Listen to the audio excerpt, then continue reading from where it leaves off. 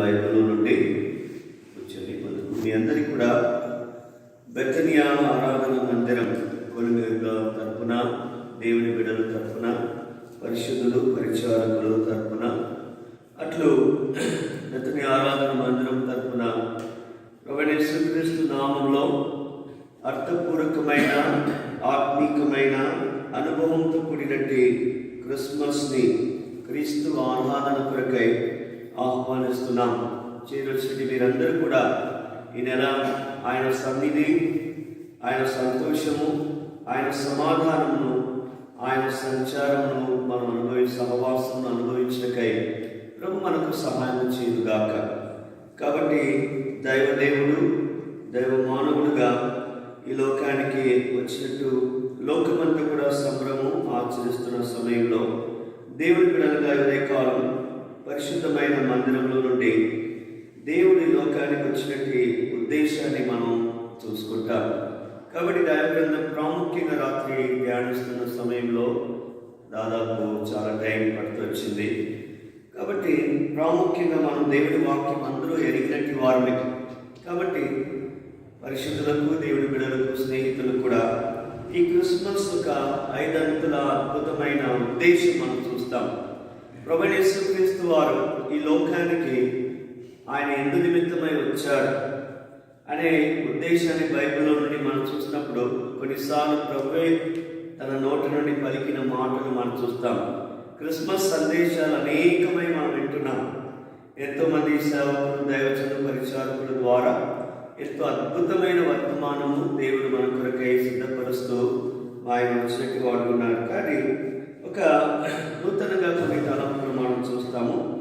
రండి, యోహాను సువార్త 1వ అధ్యాయం దయచేసి 12వ వచనం నుండి కొన్ని మాటలు మనం చూసుకుంటాం. యోహాను సువార్త 1వ అధ్యాయం 12వ వచనం నుండి దయచేసి 18 వరకు కూడా మనం చూస్తాము. మనం దేవుని వాక్యం నుండి కలిసి మనం చదువుకోవడానికి ప్రయత్నిస్తాము. అంటే వచనం మార్చి వచనం. తన ఇద్దరు అంగీకరించో వారికి అందరికీ, అనగా తన నామమునందు విశ్వాసం ఉంచిన వారికి దేవుని పిల్లలకు ఆయన అధికారం అనుగ్రహించినము.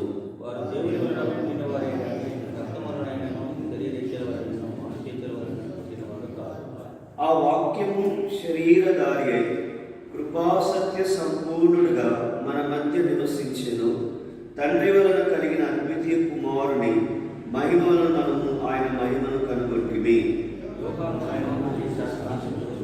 నా వెనుక వచ్చేవాడు నాకంటే ప్రముఖుడు కనుక ఆయన నాకంటే ముందుకు వాడని నేను చిన్నవాడి అని ఎలుగెత్తి చెప్పాను. ఆయన పరిపూర్ణతలో నుండి మనమందరము కృప వెంబడి కృపను పొందింది. మోషే ద్వారా అనుగ్రహించబడేది కృపయు సత్యము యేసు ద్వారా కలిగేది. 18 కలిసి చదువుకుంటాం.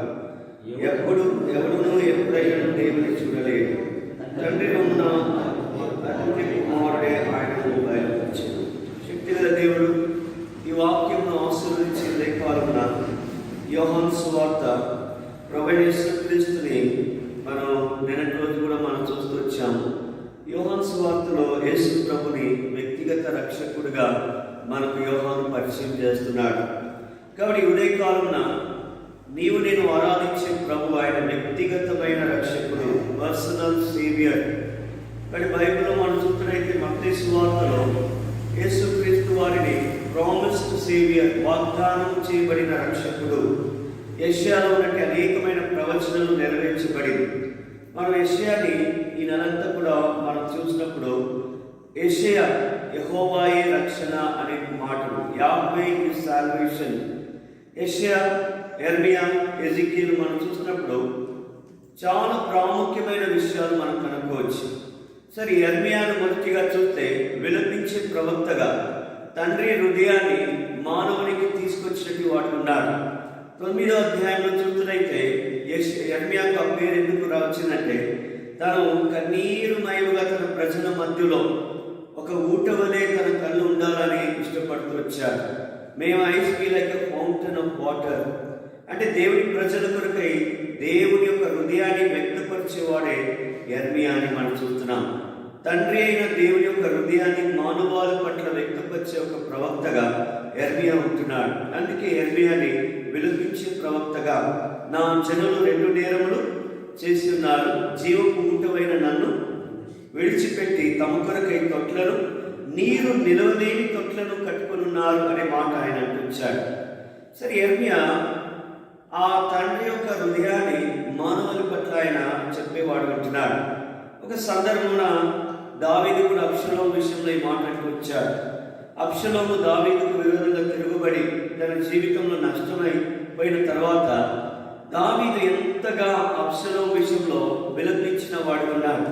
అయ్యో నా కుమారుడా, అయ్యో నా కుమారుడా, నీకు బదులుగా నేను అంటే ఆ ఛాయ అనేది మనకు ఓల్డ్ టెస్ట్మెంట్లో కనబడతాం. నీకు బదులుగా అనే మాట మనం అక్కడ చూస్తున్నాం. నేను చనిపోయింటే బాగుండేది. తండ్రి యొక్క హృదయం అంటే లోకము పట్ల తండ్రి యొక్క హృదయం, తప్పిపోయిన మానవుని పట్ల తండ్రి యొక్క హృదయం, తిరుగుబడుచున్నట్టు మానవుని పట్ల తండ్రి యొక్క హృదయాన్ని మనం ఇక్కడ చూస్తున్నాం. కాబట్టి అది యెర్మీయాలో. సరే, ఎజికేలు చూస్తున్నట్టయితే పరిశుద్ధాత్మ దేవుడు, ఎజికేలు అనే మాటకు అర్థము యెహోవా నన్ను బలపరచును, గాడ్ ఇస్ మై స్ట్రెంగ్త్, ఆయనే మనం బలపరచువాడు ఉన్నాడు. అక్కడ పరిశుద్ధాత్మ దేవుని కార్యాలు ఎక్కువగా మనం చూస్తున్నాం. ఏమని చూస్తున్నామంటే ఉదయకాలన మన జీవితం పరిశుద్ధాత్మ దేవుని చేత నడిపించబడాలని ఆ మాటనే మనం ధ్యానిస్తూ వస్తున్నాము. ఎజికేల్లో మీరు చూస్తున్నైతే నరపుత్రుడా అనే మాట అనేక సార్లు చూస్తూ అక్కడ నేను ఆత్మ ద్వారా కొనిపోబడి తిని, ఆత్మ ద్వారా కొనిపోబడి తిని అంటే ఆత్మ దేవునికి ఎంత ప్రాముఖ్యత ఇచ్చినట్టు వాడుగా ఉంటున్నాడు. కాబట్టి ప్రియమైన వాడారా, అట్లు ఎజికేలు మనకు కనబడుతుంది. యెషయా మనం చూస్తున్నైతే ఈ యొక్క నెలంతా కూడా మనం ధ్యానించిన యెషయాలో ప్రభువైన యేసుక్రీస్తు వారు జననము మొదలుకొని ఆయన ఆ వేల పరిపాలన నిత్యత్వం కొరకు ఉన్నట్టు ఒక ప్రవచన. Isaiah speaks of God the Son, యేసుక్రీస్తుకు వచ్చిన ప్రవచన అనేకమైనదిగా మనం ఉంటున్నాం. యెషయాలో మీరు చూస్తున్నైతే వాస్తవంగా ప్రభువైన యేసుక్రీస్తుకు ఉన్నట్టు మొట్టమొదటి అఫీషియల్ టైటిల్గా ఒక అఫీషియల్ బిరుదు వచ్చింది యెషయాలోనే. 7వ అధ్యాయం 14వ వచనంలో మత్తయి సువార్త మొదటిలో మనం చూస్తున్నైతే ఒక కన్యక గర్భవతి కుమారుడు కనెను, ఆయనకు ఏమని పేరు పెట్టబడును? ఇమ్మానుయేల్ అనే మాట గురించి చూస్తాం రాబోయే నాడు. ఇమ్మానుయేల్ అనేటప్పుడు దేవుడు మనకు తోడుగా ఉండుట, ఆయన మనకు తోడై ఉన్నాడు. ఆ దైవ దేవుడు మానవునితో తోడుగా ఉండుటకై ఎంతగా ఇష్టపడేవాడుగా ఉన్నాడనే విషయాన్ని మనం ధ్యానిస్తూ వచ్చాం నిన్న రోజు కూడా. కాబట్టి ప్రియమైన వాడరా, యేసుక్రీస్తుకు ఉన్నట్టు మొదటి అఫీషియల్ టైటిల్ ఇమ్మానుయేల్, రెండవదిగా జీసస్ సేవియర్, మూడవదిగా క్రీస్తు, ఇదిగో యూదులకు రాజుగా పుట్టినవాడు ఎక్కడ, నాలుగవదిగా అదే మత్తయి సువార్తలో 4 టైటిల్ మనం చూస్తున్నట్టయితే మనం ఏం చూస్తున్నాము? 1-2 అధ్యాయంలో మెస్సయ్యా అనే మాట, క్రీస్తు అనే మాట, మొట్టమొదటిగా ఇమ్మానుయేలు, రెండవదిగా రక్షకుడు జీసస్, మూడవదిగా మనం చూస్తున్నట్టయితే అభిషక్తుడు అని చూడవచ్చు, నాలుగవదిగా లేదంటే యూదులకు రాజుగా మనం చూడవచ్చు. అందుకే మత్తయిలో ఆయనకు రాజు అనే మాట మనం చూస్తున్నాం. అంటే ఇక్కడ దేవుని వాక్యం నుండి ప్రభువైన యేసుక్రీస్తు వారు ఉదయకాలం నీ నా జీవితంలో, నీ నా హృదయంలో, నీ నా కుటుంబంలో ఈ క్రిస్మస్ నెల సందర్భమున ఆయనను ఎందరూ అంగీకరించెదరో కాబట్టి ఆయన నివసించడానికి ఇష్టపడేవాడుగా ఉంటున్నాడు. ఎందు నిమిత్తమై 14వ వచనంలో మనం చూసినట్లయితే ఆ వాక్యము శరీరధారి అయి, ప్రియమైన సహోదరి సహోదరుడా, ఆది సంభూతుడమైన దేవుడు, వాక్య స్వరూపి అయిన దేవుడు, ఆదిలోనే ఆయన వాక్యం ఉండేను, వాక్యము దేవుని యొక్క ఉండేను, వాక్యము దేవుడై ఉండేను. ఎంత అద్భుతమైన డిస్క్రిప్షన్! ఈ వాక్యము మన ప్రభువైన యేసుక్రీస్తు వారు ఆదిలో ఉన్నట్టు వాక్యము మానవునితో ఉండడానికి ఆయన ఇష్టపడుతూ వచ్చాడు.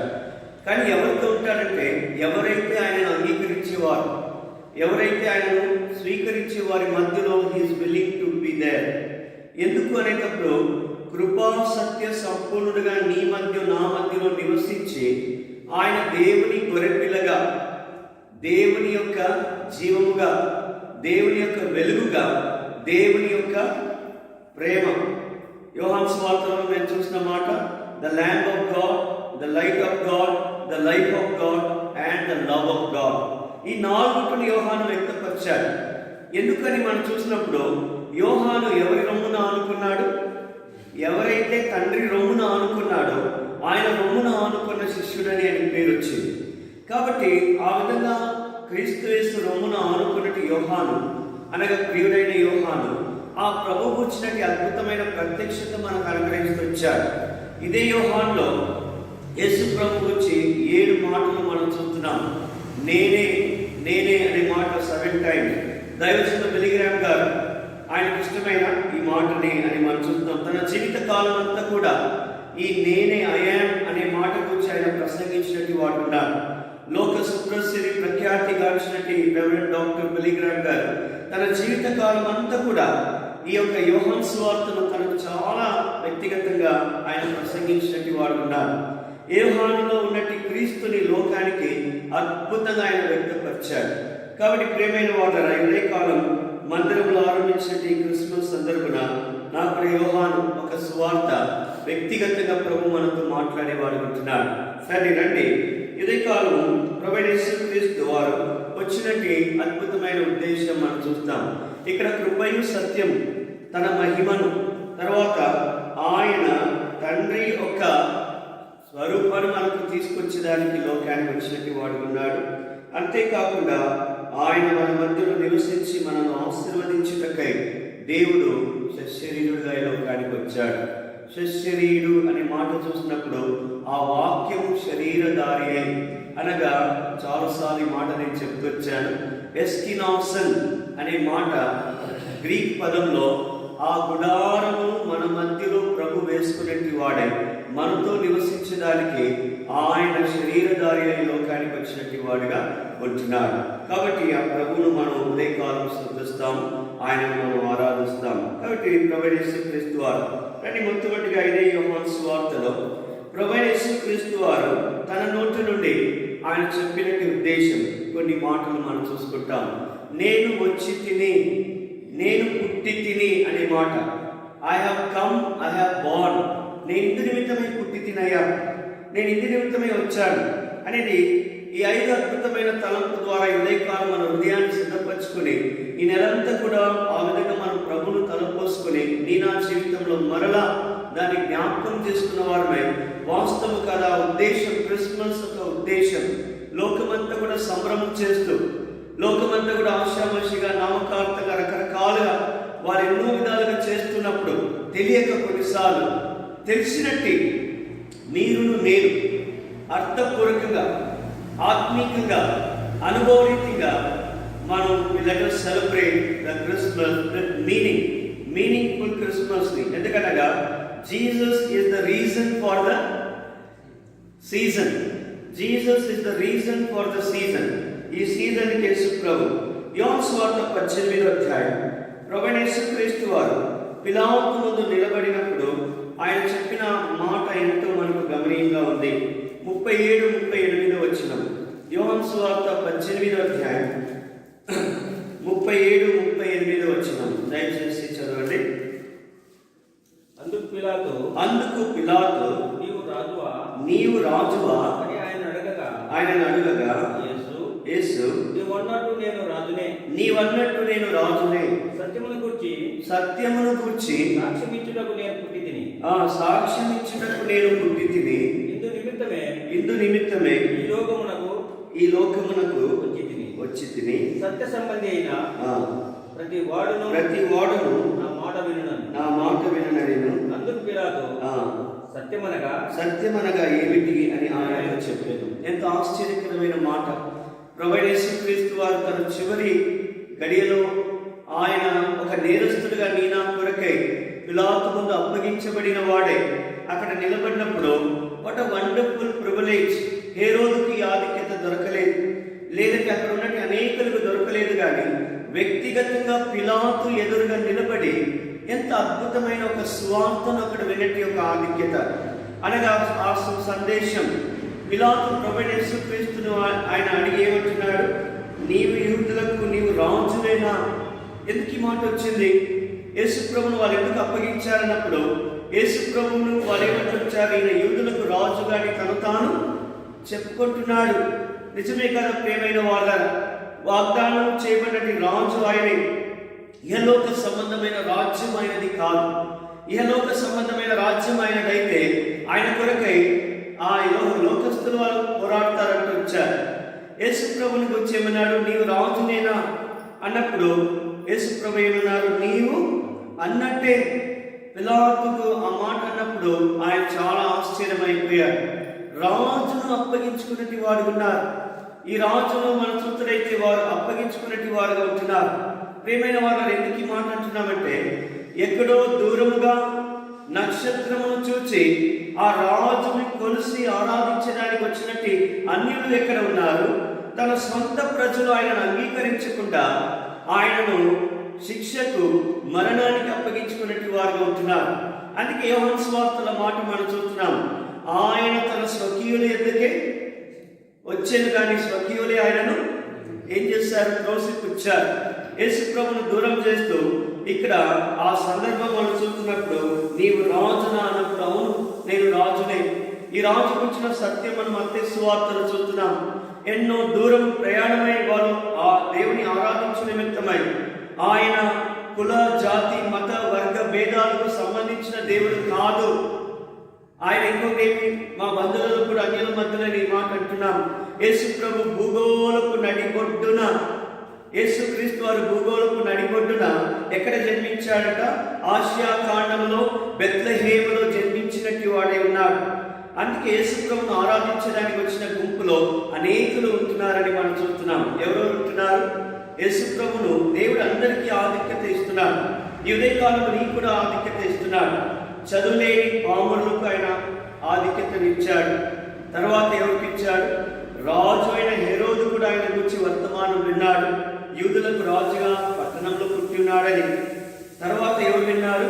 జ్ఞానులు కూడా ఆయన గురించి విన్నారు. అంటే అర్థమేమి? ఈ ప్రభు యేసుక్రీస్తు అందరికీ ప్రభువుగా ఉన్నాడు. చదువులేని పామరులు విన్నారు. ఆ గొల్లలు రాత్రి వేళలో కాపరులు వారు తమ ఒక మందను కాకున్నటి సమయంలో ఆ దేవుని దూత పరలోకం నుండి వారి మధ్యలో ఎంత అద్భుతమైన వర్తమానం తీసుకొచ్చినట్టు వాడు ఉంటున్నాడు.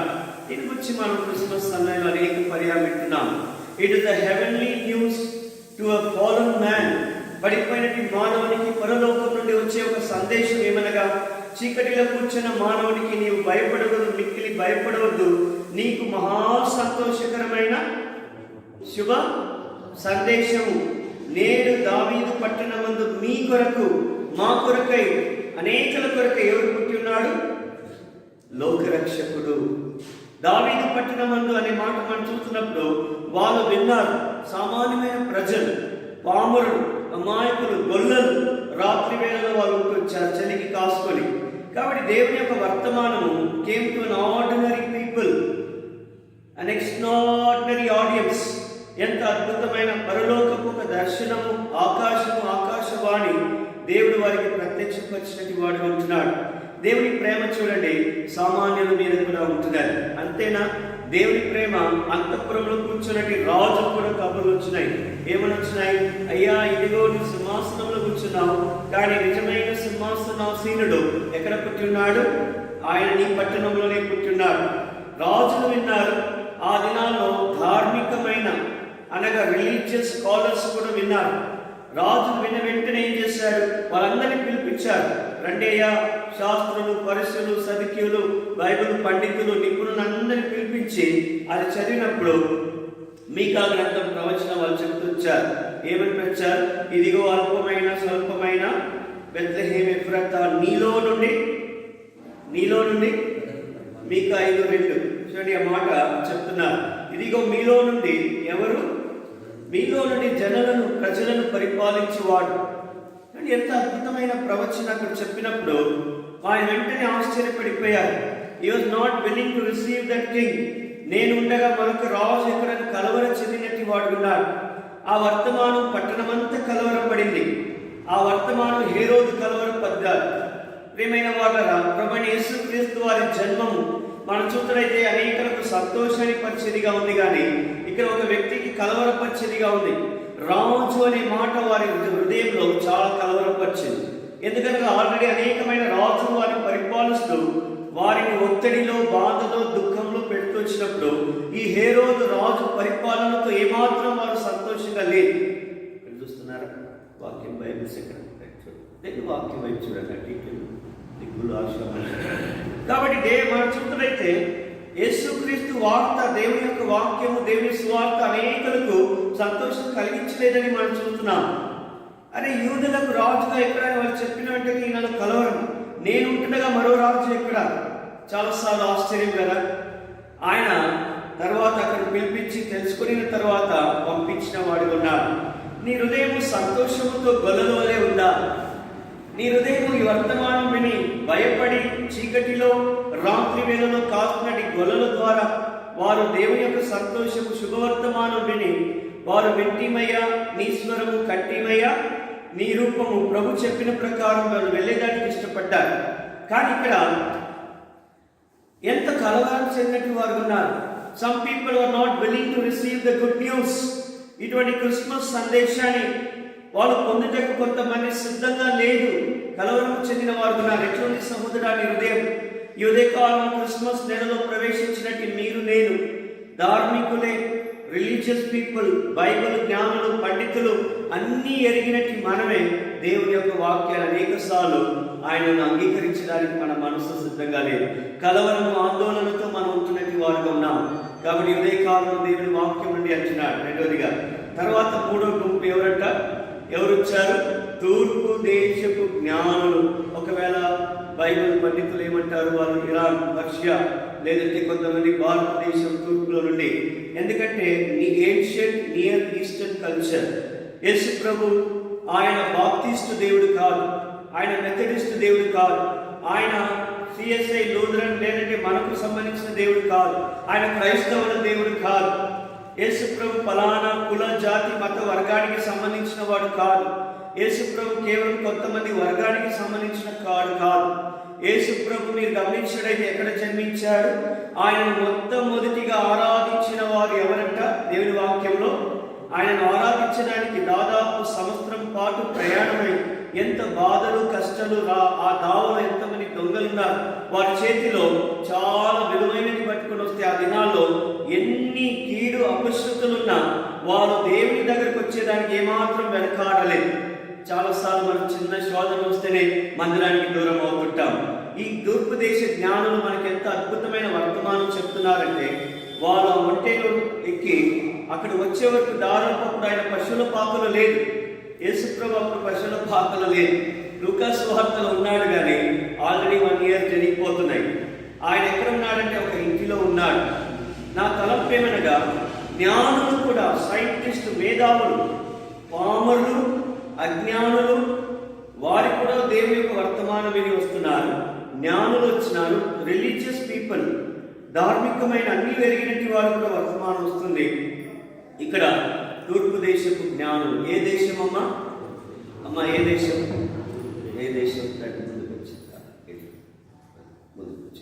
తూర్పు దేశపు జ్ఞానులు అంటే ఏ దేశము? పడమట కాదు, అమెరికా దేశపు జ్ఞానులు రాలేదు. ఈ దినాలు క్రైస్తత్వం అంటే చాలా మంది ఏమనుకుంటున్నారు? అమెరికా దేశము బ్రిటిష్ వాళ్ళు తెచ్చారు, మిషనరీస్ తెచ్చారు, లేదంటే వాళ్ళు వీళ్ళు తీసుకొచ్చారని. కానీ తూర్పు దేశపు గారు దేవర్ ఆస్ట్రోనామర్స్, వాళ్ళు స్టార్ నక్షత్రాలు చదివినట్టు వారుగా ఈ ప్రత్యేకమైన నక్షత్రాలు వాళ్ళు గుర్తించి, ఇదిగో యూదులలో రాజుగా పుట్టినవాడు ఎక్కడ పుట్టినాడంటే బెత్లెహేములో, భూగోళపు, మీరు జాగ్రఫీ మ్యాప్ చూసినట్లయితే భూగోళపు నడిబొడ్డున జన్మించినట్టు వాడే ఉన్నారు. రండి మనం వెళ్ళి ఆయనను ఆరాధిస్తాం. వాళ్ళు ఎట్లా వచ్చారంటే రాజుకు తగిన ఆరాధన వాళ్ళు తీసుకొచ్చారు. దేవుని సన్నిధికి ఊరికే రాలేదు. వారు బంగారం సామ్రాణి, ఇది మనం అనేక సార్లు వింటూ వచ్చాము. కాబట్టి దైవికత్వం, ఆయన మరణం, ఆయన శ్రమలు, ఆయన సువాసన, ఆయన పునరుత్థానం, ఆయన పరిమళ సువాసనగా దేవుని ఆరాధించడానికి రాజుకు తగిన ఒక వస్తువులను, ఈవులను, గిఫ్ట్స్ వాళ్ళు తీసుకొచ్చారు. అక్కడ రాయబడింది, యూదులకు రాజుగా పుట్టినవాడు ఎక్కడ? మేము ఆయనను ఆరాధించడానికి వచ్చింది. ఆయనను, మరియమ్మను ఆరాధించడానికి రాలేదు. ప్రియమైన వాళ్ళ సహోదరి సహోదరా, క్రిస్మస్ నెలలో మనం చెప్పే సింపుల్ మాట, ఒకవేళ ముఖ్యమైన ఒక వ్యక్తి మనం ఎయిర్పోర్ట్ దగ్గర వెళ్ళినప్పుడు ఒక పెద్ద బొక్కే తీసుకొని వెళ్తాం, ఒక పూదండాలో బొక్కే తీసుకొని అనుకుంటాం ఈ రాష్ట్రపు ముఖ్యమంత్రి వస్తున్నాడు, మన ఊరికి వస్తున్నాడు అన్నప్పుడు ఒక ఏరోప్లేన్ కర్నూలులో కడప ఏరోప్లేన్లో ఆయన వస్తున్నాడంటే ఆ ఏరోప్లేన్ దిగిన వెంటనే మనం తీసుకునే పూదండాలు, ఫ్లవర్స్, గాడ్ ఇవన్నీ కూడా మనం ఎవరికి తొలగిస్తాము? ఇక్కడ ఏరోప్లేన్ తొలగించిన మహానుభావుడు ఉన్నాడు ఎవరైనా? ఏరోప్లేన్ జగన్ ఏరోప్లేన్ వచ్చాడని ఏరోప్లేన్ పోయి మనం ఇస్తామా? ఎవరికి ఇస్తాము? వచ్చిన విఐపి ఎవరంటే అర్థమవుతుందా? ఈ జగన్ ఎట్లా వచ్చాడమ్మా చెప్పండి, అర్థమా? గుణదల వెళ్ళేవారు, లూర్దు నగర్ వెళ్ళేవారు, వేలాంగని వెళ్ళేవారు, నాగపట్నం వెళ్ళేవారు, లేదంటే రకరకాల దగ్గరికి వెళ్ళేవారు. ఇది అర్థం చేసుకోవాలా? మరియమ్మ సుతుడు, మరియమ్మ దేవుడు ఆ ఏరోప్లేన్ లాగా ఆమె తీసుకొచ్చాడు. మన ఏరోప్లేన్కు మనం పూదండాలు వేయము, కానీ ఎవరికి వేస్తాము? ఈ ప్రాంతంలో ఏరోప్లేన్ వేసేవారు, వచ్చిన వ్యక్తికి వేస్తాం, జగత్కి వేస్తాం. ఆయనను మనం ఏం చేస్తాము?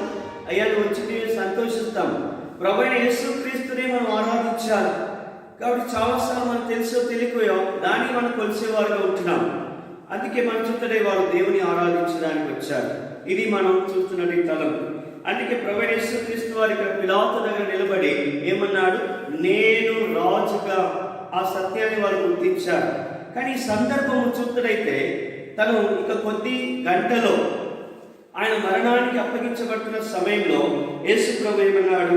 యోహాను సువార్త 18:37 ఈ మాట మనం చదువుదాము. అందుకు పిలాతు నీవు రాజునా అని ఆయన అడగగా యేసు నీవన్నట్టు నేను రాజునే, సత్యమును గురించి సాక్ష్యం ఇచ్చినట్టు నేను అయ్యా. ఆయనను ఆరాధించే వారు ఆత్మతోను సత్యము. ఎవరు సత్యం? అసతోమా సద్గమయ, తమసోమా జ్యోతిర్గమయ, మృత్యోమా అమృతం గమయ. ప్రభు అయిన యేసే, ప్రభు యేసే సత్యమయ. వాస్తవం కాదు? ప్రభు యేసే జీవమయ, ప్రభు యేసే మార్గమయ, ప్రభు యేసే సత్యము. ఆయనే సత్య స్వరూపి అయిన దేవుడు. ప్రియమైన వారు, ఆయన సత్యము. ఆయన లేనిది సత్యము లేదు. ఆయనను బయట ఉండేవారు అసత్యంలో ఉంటున్నారు. యేసుక్రీస్తు లేకుండా మనం ఏది చేసినా అసత్యంలోనే మనం ఉండేవారుగా ఉంటాం. కాబట్టి జీసస్ ఈజ్ ద ట్రూత్. యేసు ప్రభువే సత్యం. అందుకే ఒక సందర్భంలో ప్రభు ఏమన్నాడు? నేనే మార్గము, నేనే సత్యము అనే మాట అన్నాడు. సత్యము మిమ్మల్ని ఏం చేస్తుందంట? మీరు సత్యము ఎరుగుదురు, సత్యము మిమ్మలను. యోహాను సువార్త 8:32 సత్యము మిమ్మల్ని స్వతంత్రులుగా చేయును అనగా ఈ సత్యము ఎవరనగా కుమారుడు మిమ్మల్ని స్వతంత్రులుగా చేయకపోతే మీరు స్వతంత్రులు కాదు. ప్రియమైన వాళ్ళ మన సత్యమే చేతే, సత్యము అనే మాట చూస్తున్నైతే ప్రభువైన యేసుక్రీస్తు వారే సత్యమై. Is the truth, is the embodiment of truth. సత్యం ఎంత విలువైనదంటే it is covered by the bodyguard of life అన్నాడు ఒక వ్యక్తి. అంటే సత్యం ఎంత విలువైనది, ఎంత ప్రశస్తమైనదంటే ఈ సత్యాన్ని అబద్ధమైన బాడీ గార్డ్తో కప్పేస్తున్నారు లోకం. అసత్యంలో ఉండేదానికి మానవుడు ఇష్టపడుతున్నాడు. కానీ ఆ సత్యమైన దేవుడు మీ కొరకు, నా కొరకై కృపా సత్య సంపూర్ణుడిగా ఈ లోకానికి ఆ క్రిస్మస్ వేడుకలు మనం చూసినప్పుడు ఆయన వచ్చినట్టు వాడుకున్నాడు. ఎందుకనగా మీరు, నేను ఆ కృపను, సత్యమును మనం పొందాలనే దేవుని యొక్క అద్భుతమైన ఉద్దేశం. కాబట్టి ఆ సత్యము గురించినట్టు సాక్ష్యం ఇచ్చినకై యేసుక్రీస్తు వారు వచ్చారు. అక్కడ ఇంకొక మాట అంటున్నాడు, సత్యం ఇచ్చినకు నేను పుట్టి తిని. అర్థమవుతుందా? ప్రభువైన యేసుక్రీస్తు వారు ఎంత స్పష్టంగా ఈ మాట అంటున్నారు. అయ్యా సత్యం గురించి సాక్ష్యం ఇచ్చినప్పుడు నేను పుట్టి తినయ్యా, ఇందు నిమిత్తమే నేను లోకానికి పుట్టి తిని. మొదటి విషయం. రెండోది ఏమంటున్నాడు? ఇందు నిమిత్తమే ఈ లోకమునకు వచ్చి తిని, పుట్టి తిని, వచ్చి తిని. I have been born, I have come. ఈ మాట గురించి మనం ధ్యానిస్తున్నాం.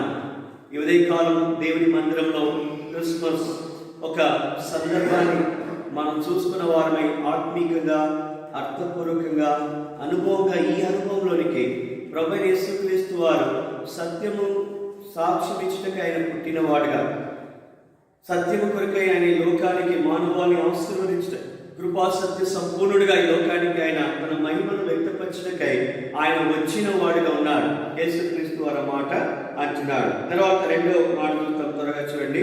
యోహాను సువార్త 10వ అధ్యాయం 10వ వచనం మనకు తెలిసిన మాట, ఆయన నోట నుండి పలికిన మాట. యోహాను సువార్త 10వ అధ్యాయం 10వ వచనం చదవండి. దొంగ దొంగతనమును హత్యను నాశనం చేయుటకు. నిజము కదా, దొంగ మనకు తెలుసు. అనేక పర్యాయం మన సువార్తలో ఆయన మంచి కాపరి, ఆయన మంచి బోధకుడై, ఆయన మంచి సమరుడిగా ఆయన ఎట్లా మనం ఆరంభిస్తూ వచ్చాం. నజరేతులో నుండి ఏదైనా మంచిది రాగలుగునా అన్నప్పుడు నజరేతుల నుండి మంచి కాపరి, మంచి బోధకుడు, మంచి సమరుడు వచ్చాడు. దొంగ దొంగతనానికి దేనికి వస్తాడు? ఏదైనా తోటలో మానవాని యొక్క సంతోషాన్ని పాడు చేసి ఆ కుటుంబాన్ని రకరకాలుగా ఏం చేస్తూ వచ్చాడు? ఆదామవని వారిని పాడు చేసి దిగంబరినిగా చేసి ఆయన దేవునికి దూరం చేసి సహవాసం లేకుండా దొంగతనములకు, నాశనం చేయుటకు, పాడు చేయుటకు ఆయన వచ్చిన వాడు ఉన్నాడు.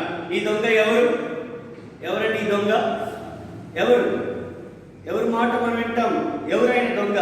ఆయనే అపవాది, ఆయనే ఆ గజ దొంగ, ఆయనే ఆ పాత శత్రువు, ఆ ఘట సర్పము, ఓల్డ్ సర్పెంట్. బైబిల్లో ఆయనకు అనేకమైన పేర్లు చెప్పబడింది. ఆయనే ఎవరైనా ఆ సాతాను అపవాది. కాబట్టి ఆ అపవాది చేతిలో నుండి నిన్ను నన్ను విడిపించినకు ఇప్పుడు ప్రభువైన యేసుక్రీస్తు వారు ఈ క్రిస్మస్ సందర్భంలో ఆయన ఎందుకు వచ్చారని మనకు అర్థమవుతుంది. దొంగ దొంగతనమును, నాశనమును, హత్యమును చేయుటకు వచ్చాను గాని మరి దేనికి రాడు. నేను గొర్రెలకు జీవము కలుగుటకును సమృద్ధిగా కలుగుటకును నేను వచ్చి తిని అని మీతో నిశ్చయముగా. How wonderful this Christmas. అమ్మాయ, సహోదరి, సహోదరా, స్నేహితుడా, అనేక పర్యాయాలు మనం విన్నటి మాటే. జీవంతో మనం ఉన్నాము. సమృద్ధి అయిన జీవంతో ఈ యొక్క క్రిస్మస్ నెలలో మనం ఉంటున్నట్టు వారు ఉన్నాము. లోకస్తులకి మాట అనేక సార్లు సువార్త ప్రకటిస్తున్నాం, కానీ మనలోనే చాలాసార్లు మనం చచ్చిపోయినట్టు వారుగా ఉన్నాం. మనలోనే సంతోషం లేదు, సమాధానం లేదు. చాలా పర్యాయం ఆ సంతోషాన్ని సాతానికి అప్పగించుకున్న వారు మన జీవితంలో ఆ సమృద్ధిని అనుభవించలేకపోతున్నాం. ఏదో జీవిస్తున్నామనే పేరు మనకుంది. ప్రకటనలో దేవుడు అంటున్న మాట ఏమంటే, జీవిస్తున్నామనే పేరు నీకుంది, కానీ నీవు మృతుడైతివి. అయ్యా, దేవుడు మరలా మనం పురికొల్పి ఈ డిసెంబర్ 2, 2019 మీరు నేను ఆయనకు సమకూర్చబడిన వారమై ప్రభువా నువ్వు వచ్చిన ఉద్దేశము నాకు, మీకు, లోకానికి ఆయన ఎంత విశ్వాసం ఉంచే అందరికీ కూడా మొత్తమని ఆయన సమృద్ధి అయిన జీవితం. Are you experiencing the abundant life in Christ Jesus? యేసుక్రీస్తులో ఉన్నట్టు ఈ సమృద్ధి అయిన జీవితాన్ని, ఈ ప్రాణము మనం అనుభవించే వారుగా మనం ఉండాలి. సమృద్ధి అయిన జీవితం మనకు అనుగ్రహించడానికి యేసయ్య ఈ లోకానికి నేను వచ్చి తిని, నేను పుట్టి తిని అనే మాట అంటున్నాడు. కాబట్టి సత్యముల గురించి సాక్ష్యం ఇచ్చుటకు నేను వచ్చి తిని, సమృద్ధి అయిన జీవితాన్ని నేను అనుగ్రహించడానికి ఆయన వచ్చిన వాడుగా ఉంటున్నాడు. అటువంటి సమృద్ధి అయిన జీవితమును మనం పొందినటి వారమై ఆ నూతన సంవత్సరంలో ఈ క్రిస్మస్ వేడుకలతో మనం ముందుకు వెలుటకు ప్రభు మనకు సహాయం చేయనుగాక. మూడోదిగా 1 తిమోతి 1వ అధ్యాయం 15వ వచనం. 1 తిమోతి 1వ అధ్యాయం 15వ వచనం చూడండి దయచేసి. ఆ మాట రాత్రి కూడా మనం చూసుకుంటూ వచ్చాం. నేను ముగించి చూస్తున్నాం. 1 తిమోతి 1వ అధ్యాయం 15వ వచనం దయచేసి. పాపులను రక్షించుటకు క్రీస్తు యేసు లోకమునకు వచ్చినని వాక్యము నమ్మదగినది, యోగ్యమైనదిగా ఉన్నాయి. అట్టి పాపులలో ఆయన ఏమంట? ప్రధానుడు. ఆ ప్రధానుడైనప్పుడు కూడా నేను కనికరము పొంది తిని. 1 తిమోతి 1వ అధ్యాయం 12వ వచనం నుండి 17 వరకు కూడా అపోస్తలుడైన పౌలు తన ఆత్మీయ కుమారుడైన తిమోతికి, తనను ఎంతగా ప్రేమిస్తున్న తిమోతికి అపోస్తలుడైన పౌలు ఎంత అద్భుతమైన సాక్ష్యం చెప్తున్నాడంటే ఇది చాలా ఆశ్చర్యం. ఇది అనేక సార్లు మన సేవకుల మీటింగ్లో, దైవజనుల మీటింగ్లో, విశ్వాసుల ఆరాధనలో ఇక్కడ ఎంతో తగ్గింపు మనం చూస్తున్నాం. అపోస్తలుడైన పౌలు ఇక్కడ ఏమంటున్నాడంటే తిమోతికి తన గురించిగా పెద్దగా ఆయన చెప్పుకోవచ్చు. తన గురించి ఎంత దీనంగా 12వ వచనం నుండి తన సాక్ష్యం ఆయన చెప్తే ఏమంటున్నాడు? పూర్వం ఇట్లా ఉంటే నీ దూషకుడును, హింసకుడును, హానికరుడుగా ఉన్నట్టు నేను ప్రభు చేత నా కృపను నేను పొందినట్టు వాడే అంటున్నాడు. కానీ 15వ వచనంలో మూడోదిగా ప్రభు అయిన యేసుక్రీస్తు వారు ఈ లోకమునకు ఎందుకు వచ్చాడంట? పాపులను రక్షించుటకై. అంటే అర్థమేంటి? పాపులను రక్షించుటకై క్రీస్తు యేసు లోకమునకు వచ్చేను. ఎందుకు వచ్చాడంట? అమ్మాయ, మనం పాపులం. పాపను పాపహో పాప సంభవ పాపహో పాప కర్మ. జన్మకర్మ పాపము చేత మానవుడి లోకంలో ఆయన ఉంచినట్టు వాడు ఉన్నారు. మనం పాపము చేశాం కనుక మనం పాపులము కాదు. మన స్వభావమే పాపం, మన నైత్యమే పాపం, మన వ్యక్తిత్వమే పాపం. ఆదాము ద్వారా పాపం మనల్ని పరిపాలిస్తూ వచ్చింది. అందుకే చూడండి, ఎంత మంచి బడికి పంపించినా, ఎంత మంచి కాలేజ్కు, ఎంత మంచి వాతావరణం మనకి ఇచ్చినా, అనేక సార్లు మన యూదా ఇస్కరియోతు వలె ఉంటాం. Having a wonderful fellowship for 3.5 years, still he was a devil. అద్భుతమైన సహవాసం కలిగినప్పుడు కూడా, ఆరాధ్య దైవం ప్రభు యేసుక్రీస్తుతో ఉన్నప్పుడు కూడా ఆయన ఏం రాయబడింది? ఆయన గురించి ఆయన నాశనపుత్రుడిగా వెళ్ళిపోయాడు. కాబట్టి పాపపు నైత్యం. ప్రేమైన వాళ్ళరా, అనేక మంచి వాతావరణం ఉండడం మంచిదే, మంచి స్కూల్ మంచిదే, కానీ నీ పాప స్వభావం పోకపోతే వ్యర్థం. అందుకే దావీదు ఏమంటూ వచ్చాడు? రాత్రి కూడా మనం చూసాం, అయ్యా నేను ఇశ్రాయేలు తీయని గాయకుడను, నా వంటి దైవజనుడు ఒకడు లేడు, నేను యమాయనని, నేను అనుభవస్తుడను, నేను ఫలానా వాడును, నేను హృదయానుసారుడను, నేను సువర్ణ పరిపాలన చేసిన వాడును. ఎన్నో ఆయన గురించి బిరుదులు ఉన్నాయి. ఎన్నో బిరుదులు ఉన్నప్పుడు కూడా దావీదు పాపంలో పడిపోయినప్పుడు ఏమన్నాడు? అయ్యో నేను పాపము చేసిన వాడు, అయ్యో నేను నా తల్లి గర్భంలో నేను పాపముతో రూపించబడితేనే, నా తల్లి నేను పాపిని అనే విషయాన్ని, నగ్న సత్యాన్ని గుర్తించాడు. ఎప్పుడు? నీతివంతుడు, విశ్వాసి, దేవుని బిడ్డ కదా, పరిశుద్ధుడు. ఎన్ని కీర్తనలు అప్పటికే పాడి ఉన్నాడు. కానీ ఎప్పుడైతే తన పాపంలో పడిపోయాడో నిజమైన స్థితి బయటికి వచ్చింది. ప్రియమైన సహోదరి సహోదరా, స్నేహితుడా, పాపులను రక్షించుటకై అనే మాట చూసినప్పుడు ప్రతి మానవుడు, ఆదాము నుండి పుట్టిన ప్రతి మానవుడు పాపియే. ఆదాము తర్వాత దేవుడు ఈ లోకంలో పుట్టిన ప్రతి మానవుడు, వి ఇన్హెరిట్ ద అడమిక్ నేచర్. ఆదాము స్వభావం మనం ఆ స్వాస్థ్యంగా పొందినట్టు వారు ఉంటున్నాం. అందుకే ఆదాము పుట్టినట్టు ప్రతి మానవుడు పాపంలో పుట్టినట్టు వాడిగా ఉంటున్నాడు. ఆజ్ఞ అతిక్రమమే పాపం.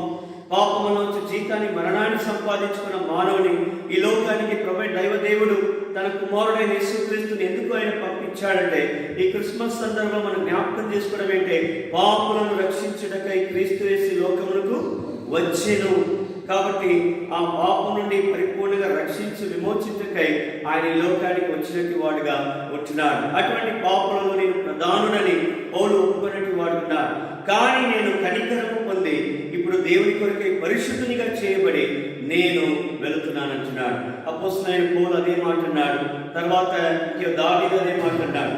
పౌలు కూడా అన్నాడు కదా, అయ్యో నేను దౌర్భాగ్యుడను అన్నాడు. రోమా 7:24 కదా, నేను దౌర్భాగ్యులను, ఇట్టి మరణముకు లోబగు శరీరం నుండి నన్ను విడిపించువాడు ఇక్కడ ఉన్నాడు. ఎవరంటే ఆయన దేవునికి స్తోత్రము అనే మాట, ఆయన దేవుని స్తుతించేవాడు ఉన్నాడు. దైవజనుడు భగత్ సింగ్ గారు అనేక సార్లు ఆయన అడిగినప్పుడు ఆయన అంటున్నవాడు ఏమనేవాడంటే, I'm a sinner saved by the grace of God. నేను ఒక పాపిని, దేవుని కృప చేత నేను రక్షింపబడి ఉన్నాను. ఆ సత్యాన్ని గుర్తిస్తూ వచ్చాడు. క్రిస్మస్ సందర్భంలో ఆ మాటని మనం చూస్తున్నాం. 4వదిగా చూద్దాం, దయచేసి రండి. 4వదిగా మనం చూసినట్లయితే దయచేసి మార్కు సువార్త 10వ అధ్యాయం 45వ వచనం. మార్కు సువార్త 10:45 వచనం చదవండి. మనకు తెలిసిన మాటనే 10వ అధ్యాయం 45వ వచనం. మార్కు సువార్త 10వ అధ్యాయం 45వ వచనం. మనుష్య కుమారుడు రాలేదు గాని చేయుటకును అనేకులకు ప్రతిగా ఎందుకు వచ్చాడంట? అనేకులకు ప్రతిగా తన ప్రాణము విమోచన క్రయధనముగా తన ప్రాణం ఇచ్చుటకు వచ్చేది. చూడండి ఎంత అద్భుతమైన. ఎందుకు వచ్చాడు? క్రయధనముగా, విమోచన కొరకై. న్యూజిలాండ్ ప్రాంతంలో చిన్న ఉదాహరణ, ఇది నిజంగా జరిగినట్టు ఒక సందర్భం. క్రిస్మస్ సమయంలో న్యూజిలాండ్లో ఒక గొర్రెల కాపరి ఉండేవాడు. ఆ ఒక గొర్రెల కాపరికి ఆ గొర్రెలో ఒక గొర్రెకు తల్లి చనిపోయింది. ఒక తల్లికి తన గొర్రె పిల్ల చనిపోయిందండి. ఏం చనిపోయింది? ఒక ల్యాండ్ లాస్ట్ హిస్ మదర్, ఆ మదర్ లాస్ట్ హిస్ ల్యాండ్. ఒక తల్లి గొర్రెకు బిడ్డ చనిపోయింది, ఒక బిడ్డకు తల్లి చనిపోయింది. చాలా సింపుల్గా కనిపిస్తుంది కదా ఈ సొల్యూషన్. తల్లి గొర్రెకు బిడ్డ చనిపోయింది, బిడ్డకు ఎవరు చనిపోయారు? గొర్రె చనిపోయింది. కాబట్టి ఈ యొక్క మీరు నేను మనకు అందరికి వచ్చే ఆలోచన చాలా సింపుల్ బ్రదర్. దీంట్లో కాంప్లికేటెడ్ ఏముంది? ఏం చేస్తే మార్చే దాన్ని ఎక్స్చేంజ్ చేస్తే అయిపోతుంది కదా. ఆయన కూడా మీలాగా నాలాగానే ఆలోచించి ఆ గొర్రెల కాపుడు ఏం చేస్తాడంటే ఆ తల్లి గొర్రెలు తీసుకొచ్చి సింపుల్గా ఏం చేస్తాడు? ఎవరి దగ్గర పెట్టాడు? ఆ పోగొట్టుకున్నట్టు గొర్రె పిల్ల దగ్గర తీసుకొచ్చాడు. ఆ పిల్లని పోగొట్టుకున్నట్టు తల్లి దగ్గర తీసుకొచ్చారు. కానీ తల్లి దాన్ని అంగీకరించడం లేదు. చాలా సులభంగా ఉంది ఒక బ్రదర్, చాలా సింపుల్ సొల్యూషన్ కదా అని. కానీ ఆయన కూడా అలాగనే ఆలోచన చేసి ఆయన తీసుకొచ్చి పక్కన పెట్టినట్టయితే, దాని చుట్టూ పెట్టినట్టయితే ఆ తల్లి గొర్రె దాన్ని అంగీకరించడం లేదు. దాని నుండి దూరం వెళ్ళిపోతా ఉంది. దాని దూరం వెళ్తుంది. ఈయనకు అర్థం కావడం లేదు. ఏం చేయాలని అని ఆయనకు అర్థం కావడం లేదు. చివరికి ఒక ఆలోచన ఆయనకు వచ్చింది. ఏం చేశాడంటే చచ్చిపోయినట్టు ఆ గొర్రె పిల్ల ఒక చర్మాన్ని ఏం చేశాడు? దాన్ని చక్కగా దాని గొర్రె యొక్క చర్మం అన్ని తీసి ఈ బ్రతికినట్టు గొర్రె పిల్ల ఆ ఒక దేహం మీద దాన్ని వేశాడు. చచ్చిపోయినట్టు ఆ గొర్రె పిల్ల ఒక దాన్ని తీసుకొచ్చి ఎక్కడికి వేశాడు? బ్రతికినట్టు ఈ గొర్రె పిల్ల ఒక చర్మం మీద దేహం మీద వేశాడు. వేసిన వెంటనే దగ్గర తీసుకొస్తే ఇప్పుడు ఆ తల్లి దూరం వెళ్ళడం లేదు. ఆ తల్లి ఇప్పుడు ఏం చేస్తుందంటే ఆ గొర్రె పిల్లని ఏం చేస్తా ఉంది?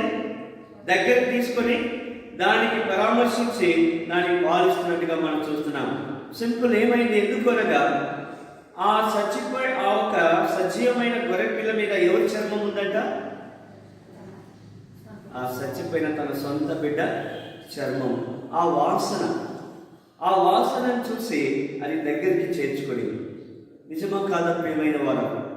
ఆ వాసన, ఆ చర్మంలోని వాసన చూసి ఇది నా బిడ్డ, చనిపోయినట్టు నా గొర్రె పిల్ల అనుకొని ఆయన దగ్గర తీసుకున్నట్టు వాడు ఉన్నారు. అదేవిధంగా దైవదేవుడు మానవుని దగ్గర సమీపంగా తీసుకునేదానికి ప్రభువైన యేసుక్రీస్తు వారి లోకానికి ఆయన వచ్చిన ఉద్దేశం ఏమనగా ఇక్కడ ఏం రాయబడింది? ఆయన ఎందుకు వచ్చాడు? అనేకులకు ప్రతిగా విమోచన. విమోచన. అందుకే నేను వచ్చి తిని అంటున్నాడు. విమోచన క్రయధనం.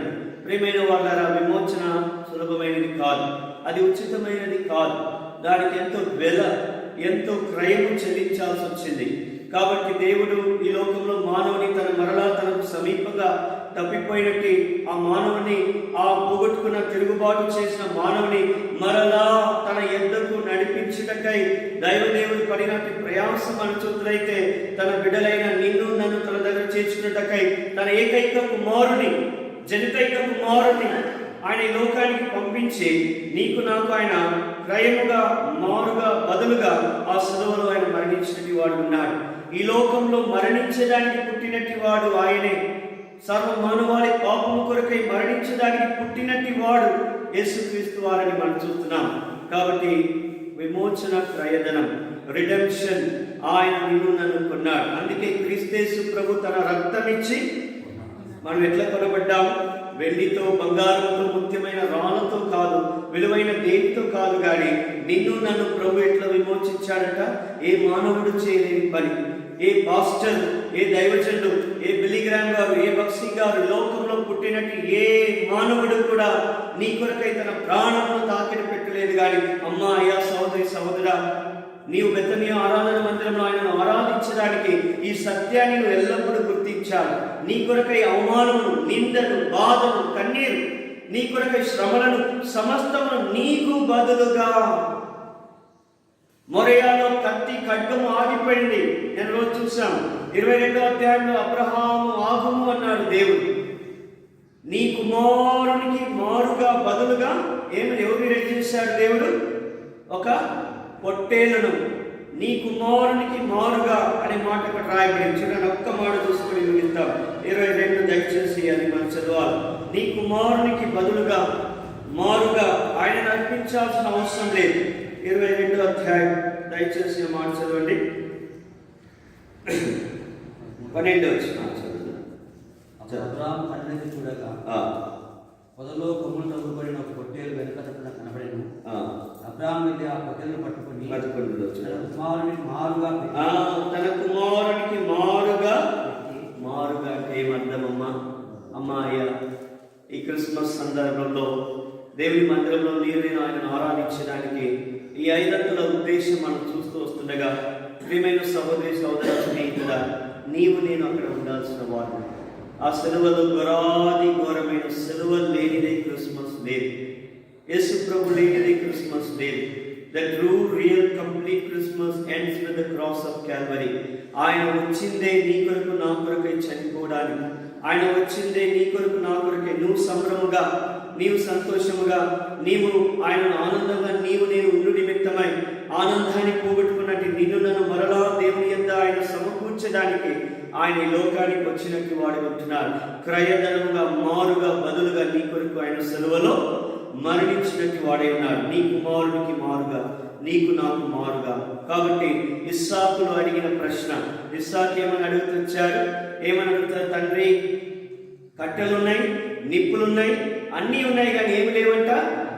గొర్రె పిల్ల ఏది? Where is the lamb? ప్రతి మానవుడు, విశ్వ జగత్తు, లోకము, మానవ జాతి ఆ గొర్రె పిల్ల కొరకై అడుగుతున్న సమయంలో ప్రియమైన సహోదరి సహోదరా, దాని సమాధానం, దాని జవాబు, దాని ఆన్సర్ ఎక్కడ వచ్చిందంట? యోహాను సువార్త 1వ అధ్యాయం 29వ వచనంలో, ఇదిగో లోక పాపము మోసుకొని పోయే దేవుని ఇదో నాయన గొర్రెపిల్ల. ఇస్సాకులో ప్రతి మానవుడు అడిగిన ప్రశ్నకు సమాధానం మన ప్రభువైన యేసుక్రీస్తు వారే. నీకు నాకు మారుగా ఆ పొట్టేలు. అక్కడ కత్తి ఆగింది, అక్కడ ఖడ్గం ఆగింది ఆ కొండ మీద, కానీ కల్వారి కొండ మీద ఏమాగలేదు. కల్వారి కొండ పైన నా పాట తెలుసా? పాట కల్వారి కొండ పైన తను తాను దేవుడు అప్పగించుకున్నట్టు వాడు ఉన్నాడు. ఆ సెలవులో ప్రియమైన వాళ్ళరా, ఇక్కడ కత్తి ఆగలేదు. తన కుమారుని క్రిస్మస్ దేవుడి లోకమును ఎంతో ప్రేమించింది. ఆ ప్రేమ తన కుమారుని అనుగ్రహించిన ద్వారా నేను ఆయన ఎందు విశ్వాసం వచ్చిన ద్వారా ఆ జనితైక అద్వితుడైన ప్రియ రొమ్మున ఆనుకున్నట్టే ఆ కుమారుని ద్వారా మనము ఏం పొందినామంటే విమోచన క్రయధనము మనం పొందినట్టు వారుగా ఉంటున్నాం. చివరిగా 5వదిగా మనం చూస్తున్నాం లూకాసు సువార్త 19:10. ఈ మాటతో మనం ముగించుకుంటాం. The fivefold purpose of Christ coming into this world. The fivefold purpose. He has come to save, to give you life, to bring you into the truth, to redeem you, to fill you with the joy of Christmas. And He has come to restore you to the Lord. And He has come to seek and save that which was lost. నువ్వు తప్పిపోయినావు, నువ్వు పాడైపోయినావు, దేవునికి దూరమైనట్టు నేను మనకు తెలిసిన మాట. లూకాసు వార్త ఒక సారాంశం అంతా ఇక్కడ ఉంది. లూకాసు వార్తలో దైవ మానవుడిగా ఆయన 100% దైవ, 100% మానవుడిగా నీ నా పేదరికాన్ని, నీ నా దరిద్రతాన్ని, నీ నా పరిస్థితులను అన్నిటినీ అనుభవించిన యేసయ్య ఇక్కడ ఒక మాట ఉంది చూడండి. తన నోటిలో నేను ఒక మాట అంటున్నాను. యేసుక్రీస్తు వారు లూకాసు వార్త 19వ అధ్యాయం 10వ వచనం చదవండి.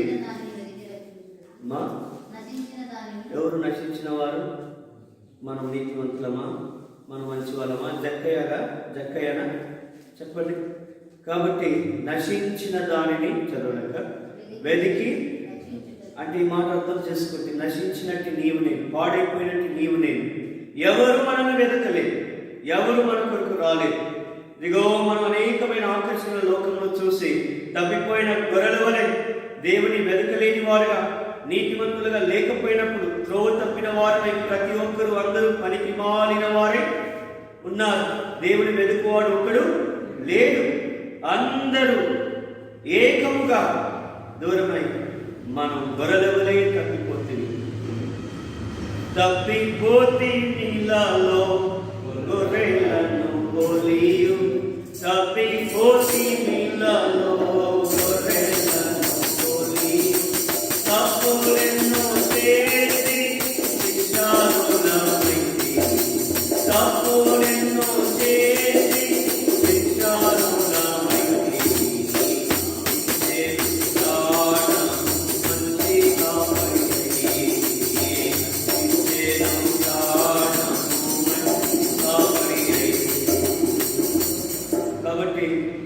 తప్పిపోయిన నశించిన దానిని వెతికి రక్షించుటకు చదవండి, పూర్తి చేస్తేనే మనిషి కుమారుడు ఈ లోకమునకు వచ్చెను, పుట్టెను, పంపించబడేను. ఈ మాటకు వచ్చి మనం 5 విషయాలు చూసాము. ఉదయకాలం నశించిన దాని నన్ను, నీ నా కుటుంబం, నీ నా గ్రామాన్ని, నీ నా సంఘంలో ఇంకా నశించిన వారు, రక్షణ లేని మార్మన్స్ లేని వారు, అసత్యంలో ఉన్నటి వారిని, విమోచన లేకుండా బంధకంలో బందీగృహంలో ఉన్నటి వారిని క్రిస్మస్ అర్థపూర్వకమైన ఆత్మీకమైన అనుభవపూర్వకమైన ఈ క్రిస్మస్ని మనం ఆచరించడానికి కాదు, సంతోషిస్తాం. క్రిస్మస్ గురించి అనేక విమర్శనాలు మనకు వద్దు. Let us celebrate with meaning, let us celebrate with truth. నిజమైన సంతోషం మన వ్యక్తిగతంగా సంఘముగా మనం కలిగిన వారమై అనేకులకు ఆ క్రిస్మస్ని నీ నా హృదయంలో జీవితంలో ప్రభువైన యేసుక్రీస్తు వారు వచ్చి తిని, ఆయన వచ్చి ఉన్నాడు, ఆయన నాకు కృపయు సత్యము అనుగ్రహించున్నాడు, ఆయన తన మహిమను కనపరిచినట్టు వాడుగా నాకు జీవాన్ని, నాకు రక్షణను, నాకు ఆయన సంతోషాన్ని, లేదంటే నాకు ఆయన సమృద్ధి అయిన అభివృద్ధి అయిన జీవితాన్ని పొంది నాకు విమోచన అనుగ్రహించి నేను కూడా తప్పిపోయినట్టు నన్ను కూడా నశించిన దాన్ని నన్ను కూడా వెతికడానికి లోకంలో ఎవరు రాలేదు వెతికేదాన్ని. నేనైతే రకరకాల వెతుకుతూ వెళ్ళిన వాడు. బైబిల్ చెప్తుంది మానవుడు వెతకలేదని, మానవుడు వెతికేవాడు లేదు, ఒక్కడు కూడా లేదని రాయబడింది. మనం వెతకక చాలాసార్లు లోకంలో ఏం వెతుకుతూ వచ్చాం? రాత్రి ఒక మాట చూసాం, సర్చ్ ఇంజిన్, గూగుల్ సెర్చ్ చేస్తూ ఉంటాం, రకరకాలుగా సర్చింగ్ చేస్తుంటాం.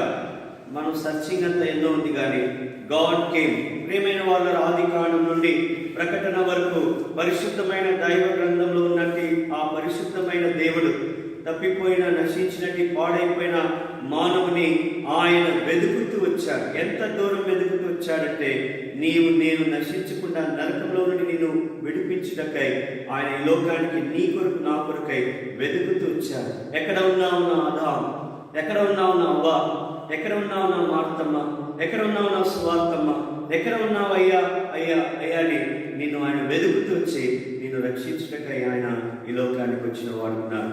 కాబట్టి ప్రభువైన యేసుక్రీస్తు వారు వచ్చినట్టు ఉద్దేశం, ఈ లోకంలో ఆయన జన్మించిన ఉద్దేశం, ఈ లోకంలో ఆయన పుట్టిన ఉద్దేశాన్ని మనం చూస్తూ వచ్చాను. ఆ విధంగా నీ నా జీవితంలో ప్రభువా ఎందు నిమిత్తమే కదా ఈ లోకానికి వచ్చినావు కనుక మనం మొట్టమొదటిగా ఆయనను తలపోసుకున్న వారమై, నీ నా జీవితంలో పరిపూర్ణంగా ప్రభువును మనం అంగీకరించిన వారమై, నీ నా జీవితం ద్వారా అనేకులకు ఈ యేసు ప్రభు ఇందు నిమిత్తమే వచ్చాడు. ఆయన ఏమో గుడిలు, గోపురాలను, కుల, జాతి, మత వర్గాలను ఒక ప్రత్యేకమైన వాటిని కట్టడానికి రాలేదు, కానీ ఆయన ధర్మము కొరకు, మతము కొరకు స్థాపించడానికి రాలేదు. ఆయన దేని కొరకు వచ్చాడు? మార్గమై ఆయన ఈ లోకానికి వచ్చినట్టు వాడు ఉన్నాడు. సత్యమై, జీవమై నేను విమోచించి రక్షించుటకై నీవు నేను ఆయన యందు ఆనందించి సంతోషించి ఆయన యందు నిజమైన క్రిస్మస్ని మనం ఆయన కొనియాడుటకై యేసుక్రీస్తు వారు ఈ లోకానికి వచ్చినట్టు వాడు ఉన్నారు. ఆ విధంగా మనం ఆయనను తలపోసుకున్న వారినై ఉదయకాలం మన బంధువులను, శ్రేయాభిలాషులు, ఇరుగు పొరుగు వారిని, నీ స్నేహితులను పిలుచుకోరాము. కాలేజీలో, స్కూల్లో, టీచర్లు పనిచేస్తున్నాం. ఎంతమంది స్నేహితులు వస్తున్నారు మందిరాన్ని, ఎంతమందిని ఆహ్వానిస్తున్నాం. నీ స్కూల్లో నీకు ఆ సాక్ష్యం కలిగిన వారమై యేసుక్రీస్తు వారు సత్యము గురించిన సాక్ష్యం పలికి తీసుకొచ్చారు. ఆ విధంగా సాక్ష్యము మనం పొందిన వారమే అనేకులను నీ యొక్క స్కూలు, కాలేజీ, పొలంలో, పనిలో, గనిలో అందరినీ మనం తీసుకొచ్చినప్పుడు వారికి ఒక 2 మాటలు చెప్తే చాలు, వారు ఈ నిత్యమైన సంతోషాన్ని వాళ్ళు పొందగలుగుతారు. ఆ విధంగా దేవుడు నీకు నాకు సహాయం చేసి ఈ నెలంతా కూడా మందిరంలో ఆరంభించినట్టు ఈ యొక్క క్రిస్మస్ సందర్భమున మనం ఈ నెలంతా కూడా అతి కృపను, అతి సమాధానం, అతి సంతోషం మనం పొంది